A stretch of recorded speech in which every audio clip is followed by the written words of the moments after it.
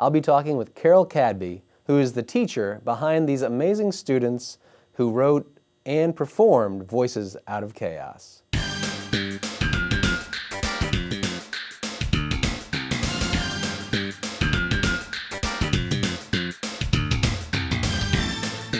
Well, Carol, I am delighted to have you on the show as the producer and director of Voices Out of Chaos. And I understand that it was your Theater 3 and 4 students who created this production. So can you tell me about how this idea started? Every summer, I try to figure out what shows we're going to do during the year, and I also figure out what the sequencing is going to be. And I was coming back, and I hadn't picked a show yet. And so you weren't planning on having the kids write the show last year? No. I hadn't figured it out. I was scrambling. And then Charlottesville happened, and I was struck by that, and I thought, there's nothing I can do. There's nothing I can do in theater that can really have an effect on these kids, and I believe that theater is a form of communication, and it's a form of engaging an audience in a conversation. And I felt so lost as an educator as to what to do next, because all of my values and principles and my belief in what is right and wrong and good and bad just kind of went out the window. And so I came back, and I felt like I had to do something to get me through the year. And so I thought about creating a piece that would spur conversation, that would be about political events, that would create a dialogue. And over the summer, I had been talking to a former student, Bailey Nacetta, and we had been talking about creating a piece, and it was to do just that, to spur conversation. So I took that idea with my feelings from the Charlottesville incident, and I brought it into the classroom, and I said, we need to create a piece. I would like to create a piece that spurs conversation and allows us to really look at what is happening in current society and what's happening in the news. Wow. And so I pitched the idea to the principal, and she was very, very supportive. And then that's wonderful. Yeah, that's great. And then I talked to Sherry Benitez, who is the Minority Achievement Coordinator at Yorktown. And so she came in to the classroom, and she's a facilitator for difficult conversations. And that's a skillful... It is. She's not going to be out of business anytime soon. No, and it was great to have her in the room, because she was able to facilitate these very difficult conversations amongst the kids. And I was merging two classes together. So in the previous year, there was a Theater 3 and a 4 class. And so these were students that were coming from Theater 2, and they were now 3s, and students that were 3s that were being 4s. And they hadn't been in a class. And so the first week of school, I was asking them to have these very difficult conversations. And wow. They were very generous to each other, and they listened and they interacted. And it kind of broke the barriers amongst the two classes, so it really was an ensemble building experience. And then I had them, I give a lot of assignments, and so they kind of established their voice in these assignments. And then in about October, so we started writing in September, and then in towards the, okay. And are you running like acting exercises as well through this whole time? Yeah. And they're writing, and they're right. talking, Well, and so these are Theater 3 and conversations. 4 students, so they've had theater for at least 3 years, and Wow. I've had them in the classroom. So we've already gone through what is acting, what is directing, what is playwriting, what is storytelling, what is emotional commitment, being involved, living truthfully, circumstances. And so they're really knowledgeable theater kids. Yeah. And so coming in, they have that foundation. So I don't have to start over again. I just take off where I left. Because you taught them so well. The theater program is a conservatory-style program where it's a sequential building block of Theater 1, 2, 3, and 4. And at the end of the 4 years, all Theater 4 students write, stage, and act in a one-person show based on a character from history or from fiction. And so everything that they learn is gearing them up for that big project. And so this was kind of a group process to do that. that was kind of like that. And then, but then in October, I have created a lot of devised pieces before, but I needed something to, I don't know, get me jazzed. And so I did what is called the Life Stories Institute, which is a program that's led by the Theater Lab in DC, where I also teach. And so I took the institute, and the idea of it is to take theater and tell the stories of marginalized populations. And so it's all about how to go in and honor a person's story and honor what they have to say and give it value in a theatrical format. And so I took all the lessons and all the best practices that I got from that experience as well, and I brought it in. So then it was a matter of putting it all together. So then I kind of figured out the storyline. October, where... So the show went up at the end of October. Yeah. Wow. And when did you go to this workshop? At the very beginning of October. So September, the kids get to school, and instead of putting on a pre-written play, you're like, we need to do something that addresses the moment that we're in. Mm-hmm. They do writing exercises. They have really difficult discussions with the help of Sherry Benitez, who's the Activities Minority Achievement Coordinator. And those discussions help them to, more deeply understand each other and understand how everything in the news is affecting everyone in that room, all of the students in that room. Right. Well, okay, so the way that I perceive theater as being is a way of voicing your opinion and your point of view. And so the first exercise was, what impacts you? What about the news impacts the way you feel? And a lot of kids would just blow it off. They just didn't want to listen to it. They didn't want to hear about it. They didn't want to have an opinion. They were just like, it doesn't matter. We're not concerned. And they were forced to have to think about it. And the first assignment, which is the assignment in the Theater 3 year, is to write a 5-minute piece about something you're passionate about. And you have to do it in a theatrical format. Mm-hmm. So my question to them was, so what are you passionate about regarding current events? And so they had to dig to find that kernel of inspiration, of motivation. Because the way I do the theater program, it's about self-development. It's about, I see theater as a way of helping adolescents grow and become more realized human beings, and gives them a self-development journey. And so I believe that if you find what you're passionate about and what you really believe in, and you find that when you're a teenager, you can do anything, because then you will pursue it as you go through your journey of life, and you'll be doing things that you have an affinity for, that you like and do well, and are making a difference in society. Right. So it's almost like you feel compelled to do it because you're so passionate about it.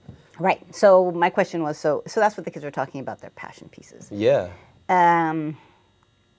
So yes, they create all these pieces, and then it was just like this hodgepodge of stuff. Right. And all related to the news. All related to the news. Was it hard? Did some of them resist writing a passion piece about the news?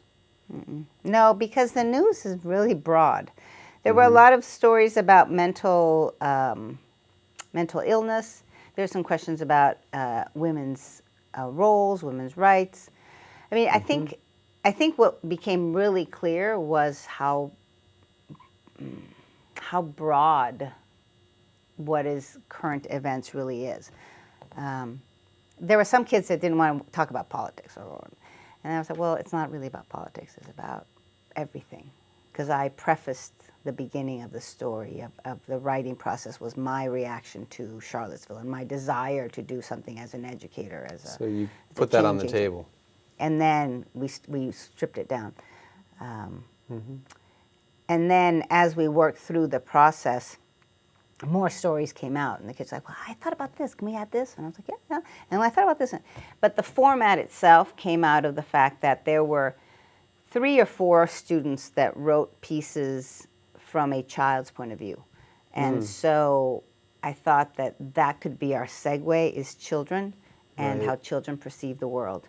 And Camille actually created a piece where a little girl was playing and she would just step on these newspapers, and it was just so innocent, but yet what she was reading was so horrific Right. that it had a real dichotomy to it that had a real theatrical quality.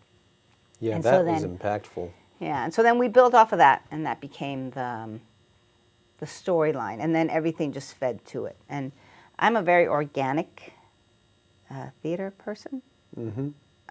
So I first created a storyline, and then we had to come up with an ending. And the kids, I wanted a hopeful ending. I'm an adult. They I gotta be hopeful. told me that. Yeah. Yeah. And they did not want that, and I struggled. We spent like 3 days. I was like, okay, so what's the solution? And in the end, the solutions were so lame, and it really wasn't a solution because the problems were just so It monumental. was like that moment in the play when Camille asks, "We're safe, right?" And the answer is really lame. Yes, of course we're safe. Why? Yeah. How do you know we're safe? Because we are.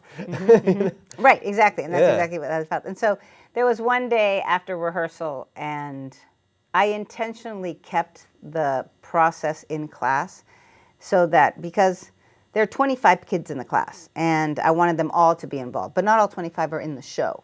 And so by keeping it in the classroom as long as possible, everybody got a say and everybody got their voices heard.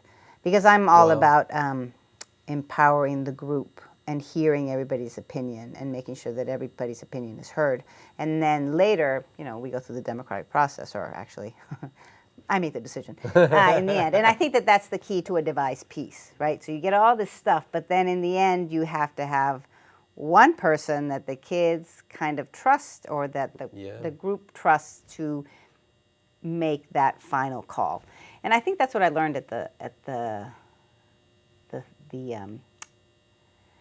institute, the Life Stories Institute. Was in the past, I would just come in and I would just take over. I'd be like, "Whoa, we're telling the story because it's theatrical. This is the way you do it." And there, I really learned that no, this was about their voice. And so I tried to honor the teen voice, and I tried not to direct the ending. And so in the end, I said, "Okay, so what do you want to say?" And they didn't want to create an answer. They wanted to leave it open-ended. And I think it also piggybacks the idea when I came in, I said I want to create a piece that spurs conversation and that we can discuss. That's true. An open-ended piece can so- be good at that. But that was they wanted to leave it so that there wasn't an ending, that there wasn't a solution, because they don't see solutions. They just see problems. And Do you see solutions? I don't know. There was a mass shooting in I know. high school yesterday, and 17 teenagers were killed. I don't know. I walked into school today, and I was very mindful of where I was walking, and I was watching all the kids, and I was thinking, there is not chaos here, but there could be chaos. I mean, I think that it's a very volatile time. Yeah.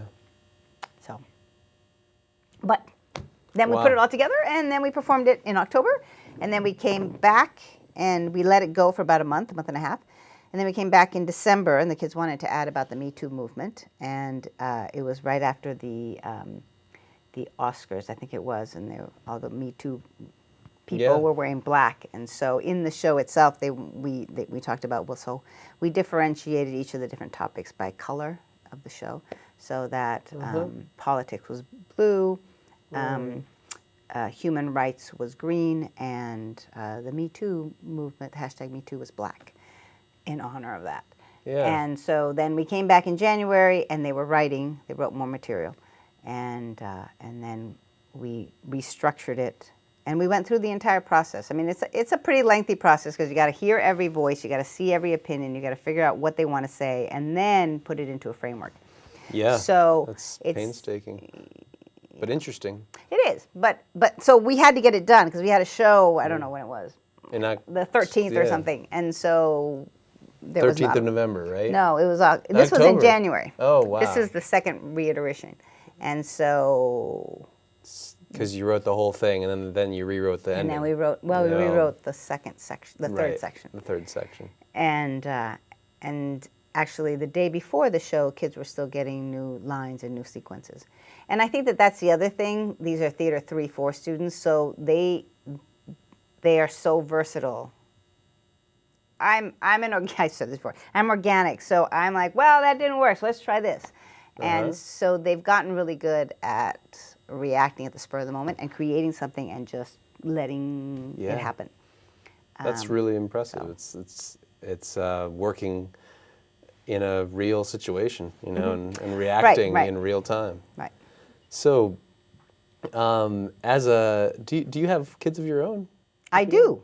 So, as both a parent and a teacher who has many, many kids that you care deeply about in your life, and young people, what was it like for you watching the play, which is focused on Camille and a parent who's trying to shelter her from things that she's probably not ready to deal with?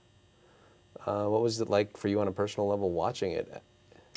Or could you even get there because you were so involved with the creation of it? Right. So I was very involved in the creation process, but I think not until I was able to really step back, so probably in competition when it was like, well, this is it, we're done, and I could just sit and I could not have to take notes. I didn't have to do anything. As I was watching it, I felt overwhelmed, and I think that, I don't know, I feel overwhelmed every time I watch the news. And I'm a little concerned about my personal children. You know, they just went into college, and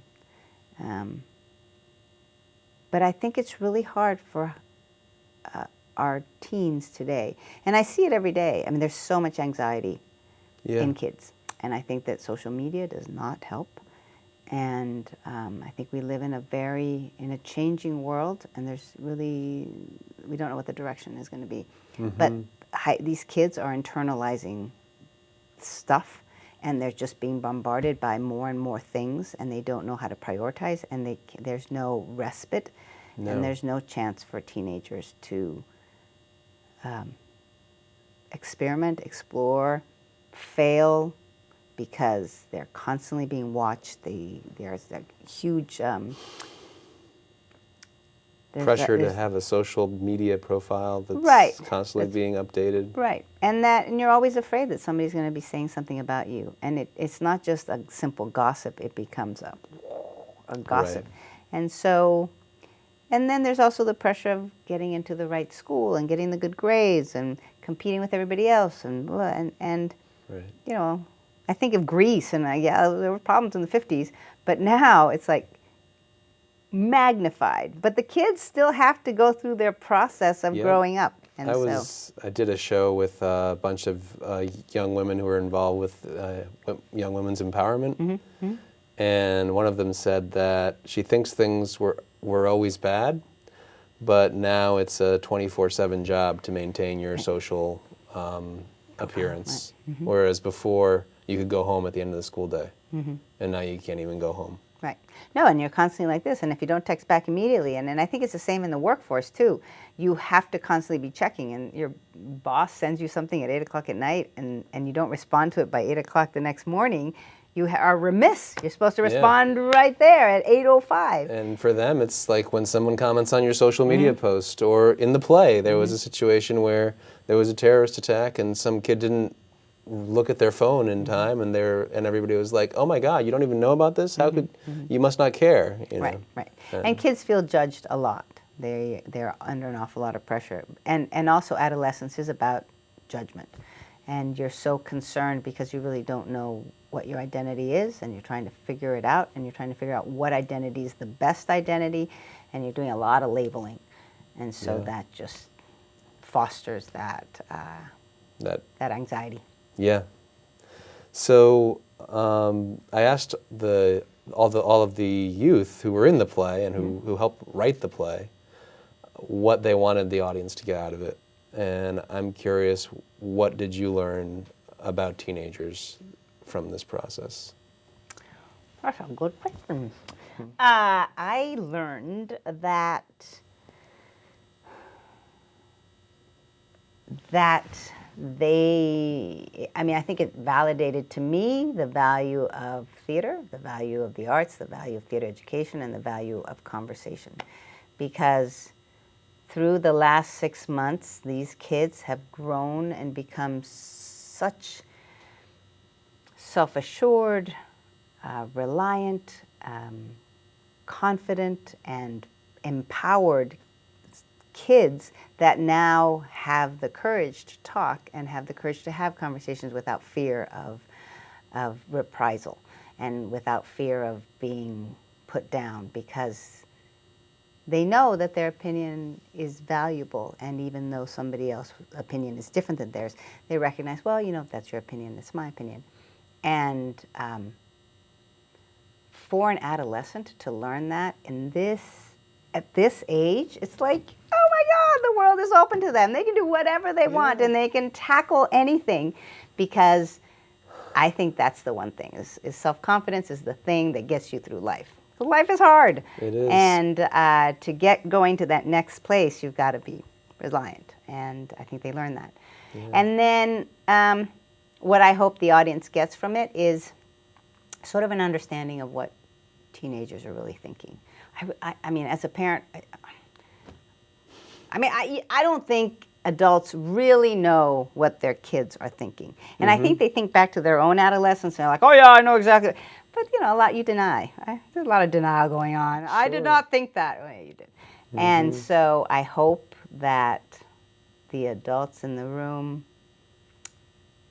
get a window into these kids' lives, and that the teenagers that watch it find themselves within that conversation and within those stories that they saw, and that everybody goes home and talks about it, because to me that's the, you asked me, so is there a solution? Well, I guess the only solution I can really think of is conversation and talking and striving for a solution as opposed to just putting up barriers. And I think it's interesting that you mentioned confidence in such a strong way, because confidence as a base of those conversations, it's confidence that allows you to listen to someone's idea that you don't agree with, and not be worried that because you're listening, you'll somehow be pegged as agreeing with it.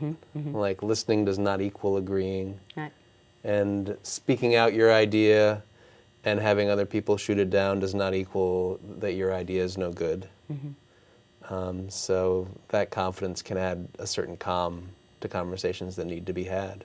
Right. And I definitely saw a lot of confidence in every single one of those kids that I interviewed from this play. Good. So, success! Woo! Theater works!